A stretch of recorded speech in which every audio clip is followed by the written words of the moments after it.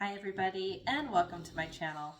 I thought today I would take a break from the sweet and go for the savory. So I'm going to make some Parmesan garlic bread rolls. So let's get going. So I have 1.5 cups of warm water, and this is slightly above what I would bathe the baby in, only because I'm putting it into a cold metal bowl. But it should be nice and warm. We need it to activate our yeast, and I have 1 tablespoon of yeast here. Sprinkle that on top, and that is instant yeast, by the way.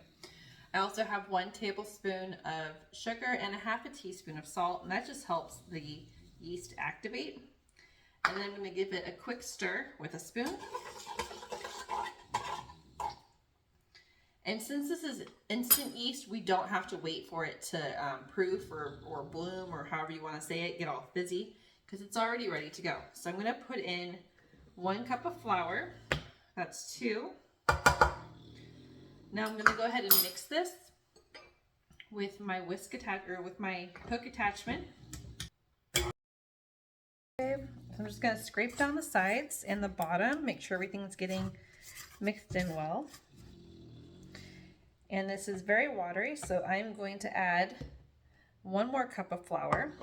Now we're going to add up to at least 4 cups, but we will not exceed 4 cups of flour, because then it'll make our bread knots very dense. So now that we've got this all mixed, it's just sitting in our bowl here, and I'm going to leave it in this bowl. And I'm going to put my oven, I'm going to get it up to about 120 degrees and then turn it off. That way it has a nice warm environment for our dough to rise. Okay, so my oven's reached the 120 degree mark. So I have covered my bowl with a clean towel, and I'm just going to place it in here to rise for about 1/2 hour.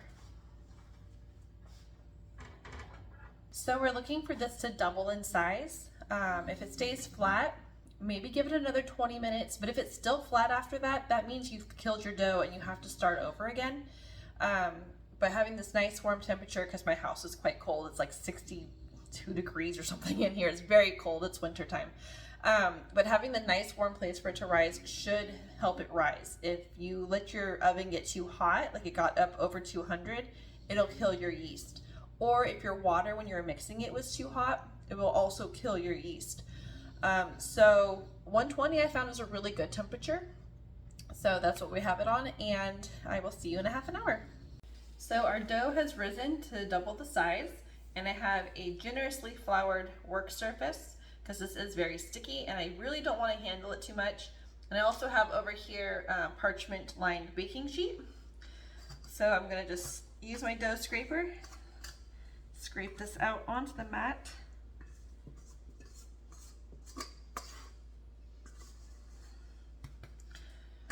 Okay, it smells really good. It's a very yeasty smell. Like I said, I don't want to touch it too much. I'm going to throw a little bit of flour on top of it. And this dough does get really soft, so it is kind of hard to form.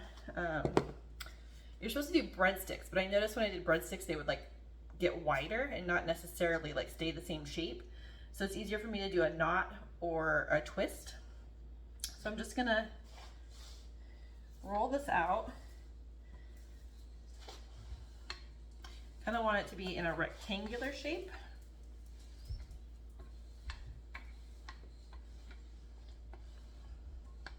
So we're using our most useful tool, and we're just going to make straight lines. And sometimes the dough does catch in that, so just have to be kind of careful. I'm going to pick it up and just kind of fold it into a knot, like so. Not very pretty. And then just stick it on our work surface. See, I'm doing about 1 inch thick, maybe slightly thicker. So the reason why I put down the very generous amount of flour on the bottom is because otherwise it would stick. Probably some of this is sticking to the bottom. It makes it very hard to work with. And with it being generously floured, we can make the knots a little bit easier. See, like I said, not pretty, but not like. We're going to spread them fairly far apart. Here, there's about 2 inches apart. probably 2.5.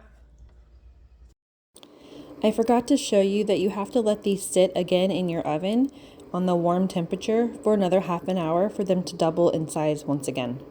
So I've set the oven for 425 and we're going to cook these for 10 to 12 minutes or until they're golden brown. I just wanted to show you kind of how they bulked up in size. And like I said, they're not super cute, but we're not going for beautiful, we're going for delicious.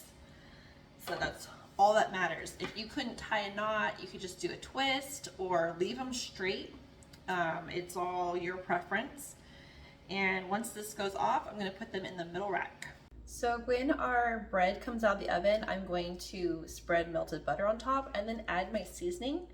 And I've had this mixture for about 6 months now.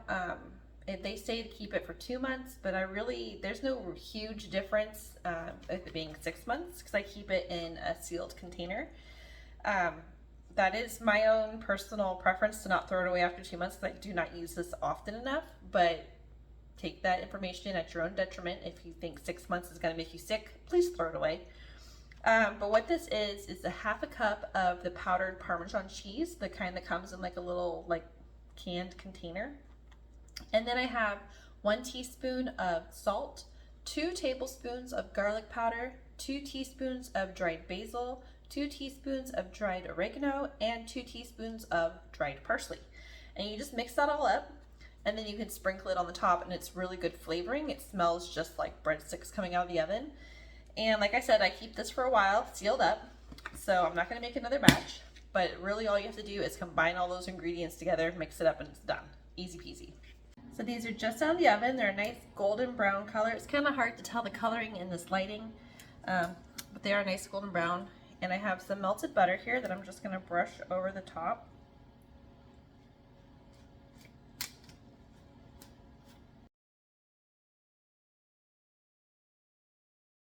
Have our mixture here. I'm just going to spoon some on the top. Do as little or as much as you'd like.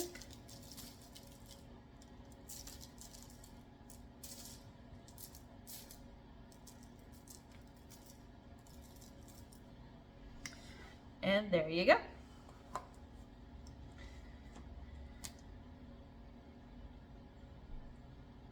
I would taste test one for you, but I'm about to eat dinner. I don't want to ruin my dinner.